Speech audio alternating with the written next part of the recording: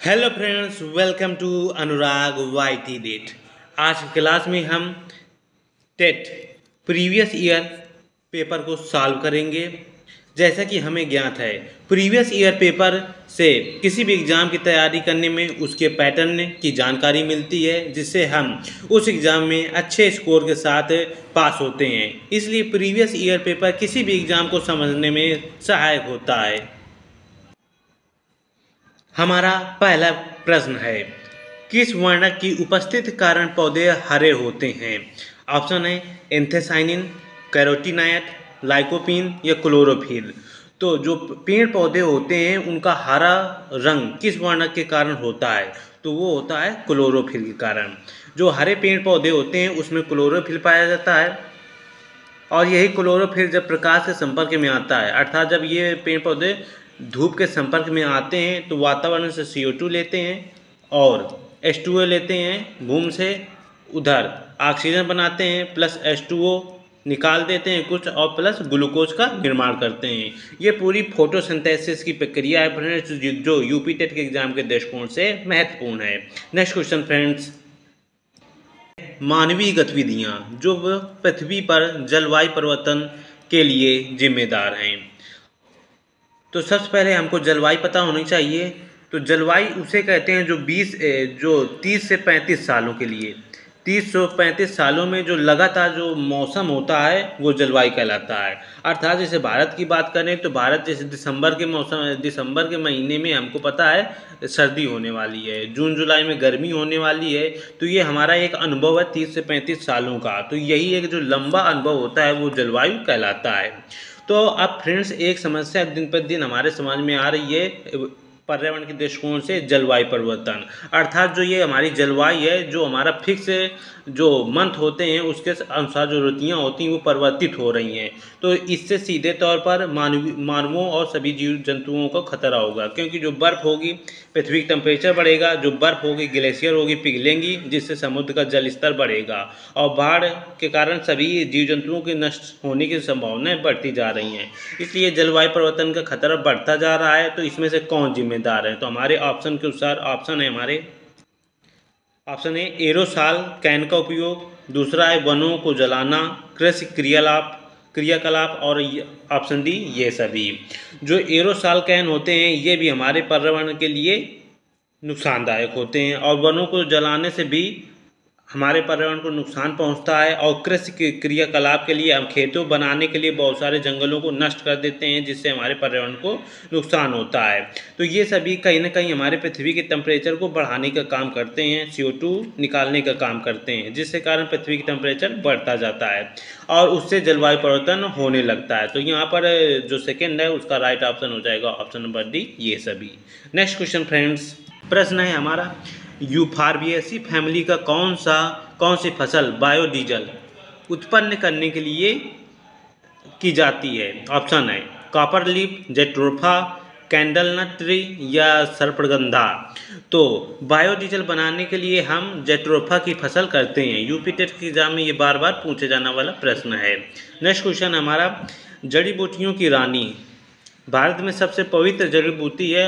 इस औषधि पौधे का हिंदू धर्म में महत्व है, और इसका वनस्पतिक जो साइंटिफिक नाम होता है ओसिमम सैक्टम है। तो इसको समानता किस नाम से जाना जाता है? तो ये जो प्रश्न है हमारे लिए इम्पोर्टेंट है, क्योंकि इसमें कई सारे पॉइंट बने हुए हैं। तो पहले हम ऑप्शन देख लेते हैं। ऑप्शन हमारे कह रहा है अजवाइन के फूल, जो अजवाइन होती है उसके फूल, या तुलसी, रोजमेरी या धनिया। तो हमें ज्ञात है कि जो कि हिंदू धर्म में सबसे ज़्यादा महत्वपूर्ण पवित्र जो पौधा है तुलसी को माना जाता है, क्योंकि वो औषधि रूप से सबसे ज़्यादा महत्वपूर्ण होता है।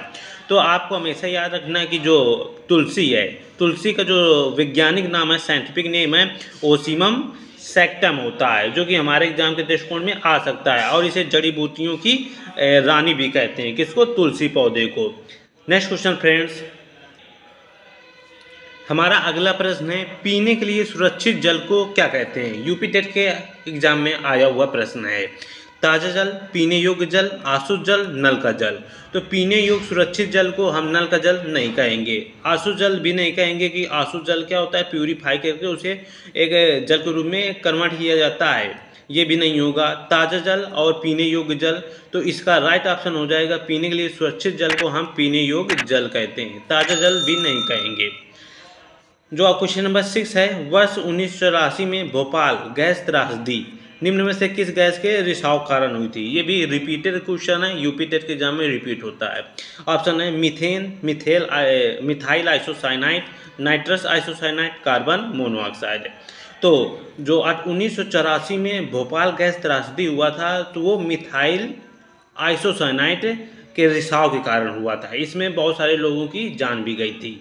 नेक्स्ट क्वेश्चन फ्रेंड्स, हमारा अगला प्रश्न है, विश्व पर्यावरण दिवस कब मनाया जाता है? ऑप्शन है 5 जून को, 2 दिसंबर को, 16 सितंबर को, 11 जुलाई को। तो विश्व पर्यावरण दिवस 5 जून को मनाया जाता है। फ्रेंड्स, आप लोग कमेंट करके बताएंगे 16 सितंबर को क्या मनाया जाता है। जो हमारे डेट हैं यूपी टेट के एग्जाम के दृष्टिकोण से महत्वपूर्ण हैं, 1 नंबर इनसे आना होता है। क्वेश्चन नंबर 8 है, MS स्वामीनाथन एक हैं, पारिस्थितिकी वैज्ञानिक हैं, पत्रकार, कृषि वैज्ञानिक या सभी पक्षी वैज्ञानिक हैं? तो MS स्वामीनाथन के बारे में आप जानते होंगे कि ये एक कृषि वैज्ञानिक हैं। ये एक कृषि वैज्ञानिक हैं जिन्हें MS स्वामीनाथन हरित क्रांति के जनक MS स्वामीनाथन को कहा जाता है। तो हरित क्रांति फसल से कृषि से संबंधित होता है, इसलिए MS स्वामीनाथन एक कृषि वैज्ञानिक हैं। नेक्स्ट क्वेश्चन फ्रेंड्स, हमारा अगला इंपॉर्टेंट क्वेश्चन है, wild life institute of India WII कहाँ स्थित है? अहमदाबाद में, नई दिल्ली में, कोयम्बटूर में, देहरादून में। जो WII है ये नई दिल्ली में स्थित है। अगला प्रश्न है, प्रकाश संश्लेषण के दौरान हरे पौधे निम्न में से किसे सोख लेते हैं? Carbon dioxide, helium, nitrogen, oxygen. तो प्रकाश संश्लेषण अभी हमने ऊपर इसके बारे में चर्चा की थी, जब क्लोरोफिल की उपस्थिति में, सूर्य के प्रकाश की उपस्थिति में, वातावरण से CO2 प्लस मिट्टी से H2O, ये मिलकर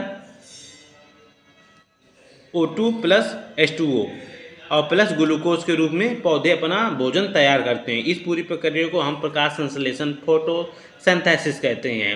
तो यहाँ पर पूछ रहा है कि प्रकाश संश्लेषण के दौरान जो हरे पौधे हैं किसे सोखते हैं? तो सोखने का काम करते हैं CO2 को। तो यहाँ पर हमारे ऑप्शन में कार्बन डाइऑक्साइड है जिसे हम CO2 भी कहते हैं।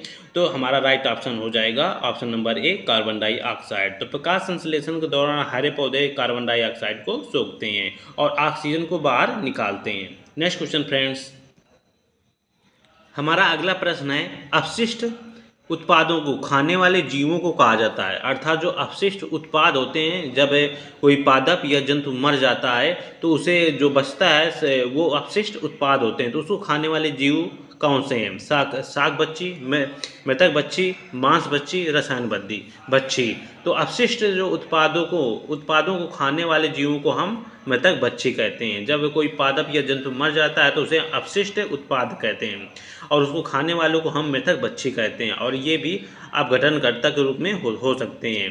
क्वेश्चन नंबर 12 है, तप्त भौम जल से किस प्रकार की ऊर्जा प्राप्त होती है? भूतापीय ऊर्जा, जल विद्युत ऊर्जा, सौर ऊर्जा, नाभिकीय ऊर्जा। तो तप्त भौम जल से भूतापीय ऊर्जा प्राप्त होती है। नेक्स्ट क्वेश्चन फ्रेंड्स, हमारा अगला प्रश्न है, 16 घास स्थल कहाँ पाए जाते हैं? ऑप्शन है हिमालय में, पूर्वी घाट में, पश्चिमी घाट में, पूर्वी घाट में, विंध्याचल में।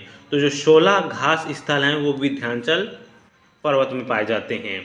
जो विंध्याचल पहाड़ है वहाँ पर 16 घास स्थल पाए जाते हैं। नेक्स्ट क्वेश्चन है, भारत में पेलिकन पक्षी कहाँ प्रजनन करते हैं? तो कोक्कारेबेलूर, नेलापट्टू या कूंथनकुलम या ये सभी। तो भारत में जो पेलिकन पक्षी आते हैं प्रजनन करने के लिए तो वो कोक्कारेबेलूरू, नेलापट्टू और कुंथनकुलम, ये सभी जगहों पर अपना प्रजनन करते हैं। तो राइट ऑप्शन हो जाएगा ऑप्शन नंबर डी, ये सभी। नेक्स्ट क्वेश्चन फ्रेंड्स, हमारा अगला प्रश्न है, मिनी माता रोग ऐसी मछली खाने से होता है जिसमें अधिक मात्रा में पाया जाता है। तो मिनी माता रोग कौन सी मछली खाने में होता है जिसके अंदर क्या पाया जाता है जिससे हमको मिनी माता रोग हो जाता है? ऑप्शन है कैडमियम, आर्सेनिक, पारा, ये सभी। तो मिनीमाता रोग है जिसके मछली खाने में जिसमें पारा होता है, अगर हम उस मछली को खा लेते हैं तो हमको मिनीमाता रोग हो जाता है। तो ऑप्शन आप कुछ प्रश्न नंबर 15 का ऑप्शन नंबर सी राइट होगा। प्रश्न नंबर 16 है, ओजोन परत का अधिकतम ह्रास निम्न में से किस पर हुआ है? भूमध्य रेखा पर, उत्तरी ध्रुव पर, दक्षिणी ध्रुव पर, या इनमें से कोई नहीं। तो ओजोन परत का अधिकतम जो ह्रास है वो दक्षिणी ध्रुव पर हुआ है। नेक्स्ट क्वेश्चन फ्रेंड्स, इनमें से कौन भारत का प्रथम मुख्य न्यायाधीश था? ऑप्शन है हमारे हीरालाल जेकानिया, एम पतंजलि शास्त्री, मेहर चंद महाजन, या एस आर दास। तो भारत का प्रथम न्यायाधीश हीरालाल जेकानिया जी थे। नेक्स्ट क्वेश्चन है, रेड डाटा बुक किससे संबंधित है? अर्थात रेड डाटा बुक क्या होता है और ये किससे संबंधित है? तो ऑप्शन है विलुप्त के करीब जीव, नदियों के प्रदूषण से, घटता भूगर्भ जल स्तर, या वायु प्रदूषण से। तो रेड डाटा बुक जो रेड डाटा बुक है वो विलुप्त के करीब जीवधारियों से संबंधित होता है।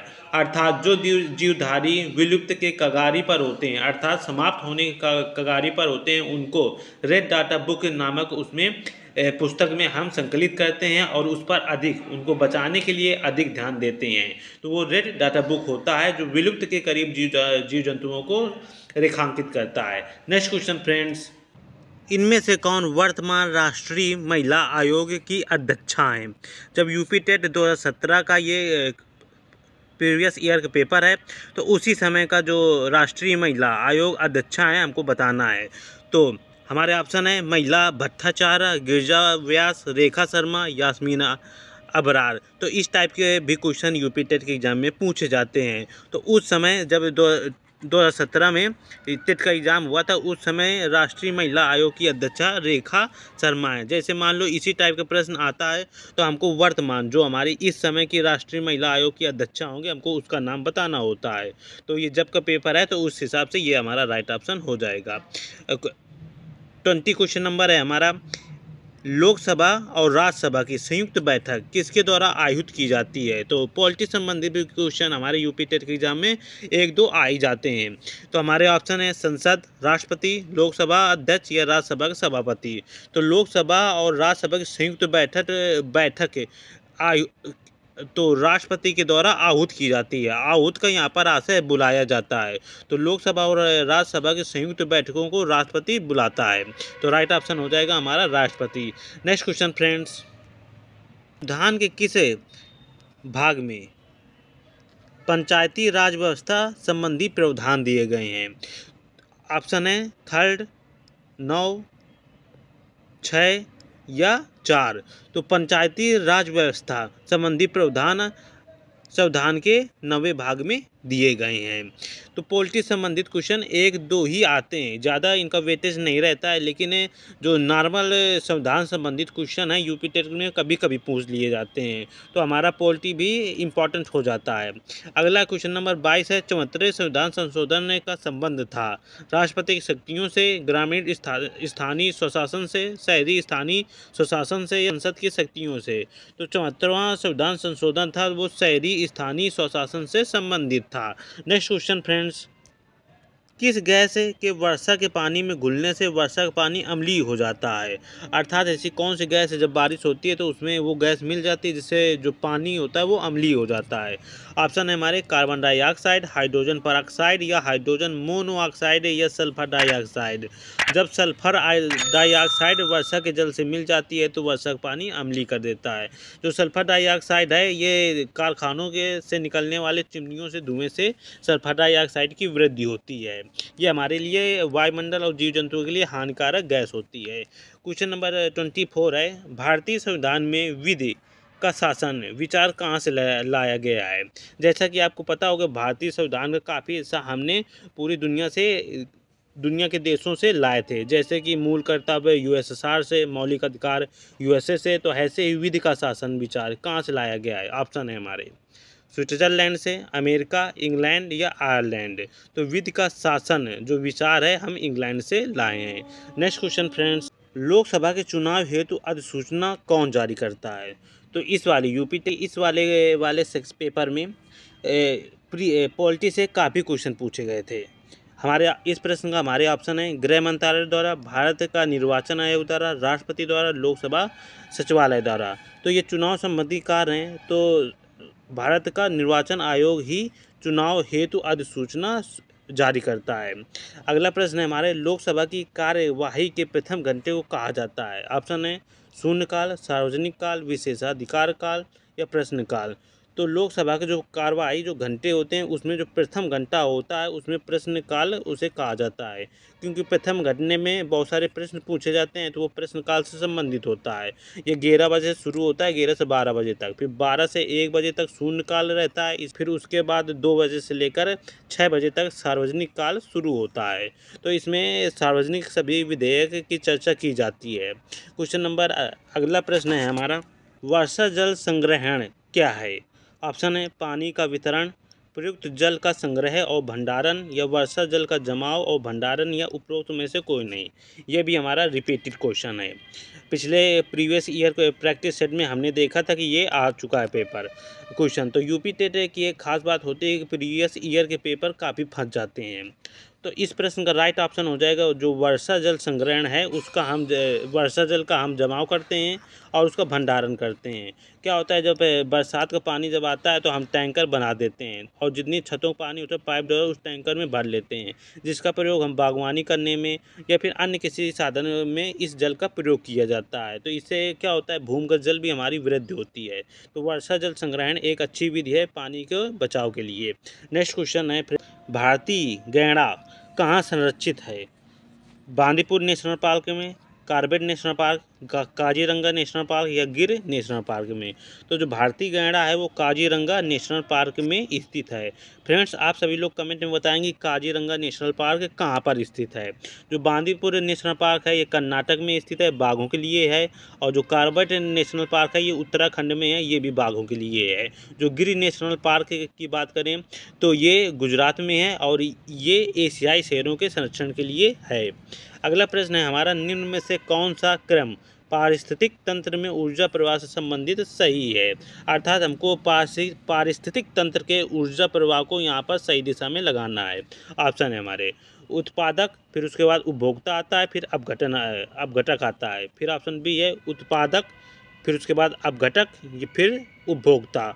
ऑप्शन सी है अपघटक, उपभोक्ता या उत्पादक। ऑप्शन डी है उपभोक्ता, फिर उसके बाद उत्पादक या फिर उसके बाद अपघटक। तो हमको पता है कि जो पारिस्थितिक तंत्र है उसमें सबसे पहले उत्पादक आते हैं। उत्पादक आते हैं जो सूर्य के प्रकाश से अपना भोजन बनाते हैं, इसमें हरे पेड़ पौधे आ जाते हैं। फिर इन हरे पेड़ पौधों को खाने के लिए शाकाहारी जीव जंतु आते हैं जिसे हम उपभोक्ता कहते हैं। कौन आते हैं शाकाहारी जीव जंतु उपभोक्ता के रूप में आते हैं। फिर उपभोक्ता जब ये सभी मर जाते हैं तो फिर अंतिम रूप से ऊर्जा के रूप में अपघटक जीव आते हैं जो इन पदार्थों के जटिल पदार्थों को पुनः मिट्टी मिला देते हैं, जिससे ये पुनः पेड़ पौधे उसे का प्रयोग करके अपना भोजन बना लेते हैं। तो ये पारिस्थितिक तंत्र का ऊर्जक प्रवाह है। तो इसमें राइट ऑप्शन है ऑप्शन नंबर ए उत्पादक आएंगे, फिर उसके बाद उसको खाने वाले उपभोक्ता आएंगे, फिर उपभोक्ता की मृत्यु के बाद अपघटक आ जाएंगे। नेक्स्ट क्वेश्चन फ्रेंड्स हमारा आज का अंतिम प्रश्न कौन सी ग्रीन हाउस गैस वातावरण में सबसे अधिक मात्रा में उपस्थित रहती है। ऑप्शन है कार्बन डाइऑक्साइड, प्रोपेन, एथेन या मीथेन। तो सबसे अधिक प्रभावी green house gas carbon dioxide ही है, जो कि वाहनों द्वारा या फिर पेड़ पौधे के जलाने से या कुछ भी जलाने से कार्बन डाइऑक्साइड उत्पन्न होती है, जिससे पृथ्वी का टेम्परेचर बढ़ता है, जिसे हम ग्रीन हाउस प्रभाव कहते हैं। तो कार्बन मुख्य रूप से आती है।